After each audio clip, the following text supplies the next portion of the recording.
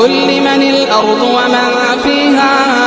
إن كنتم تعلمون سيقولون لله قل أفلا تذكرون قل من رب السماوات السبع ورب العرش العظيم سيقولون لله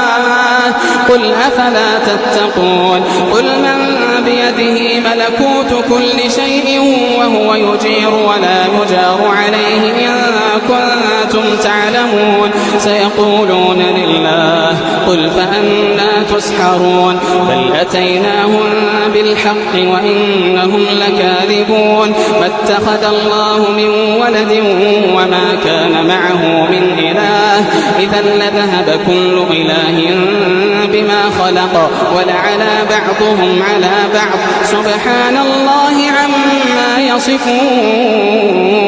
عالم الغيب والشهادة فتعالى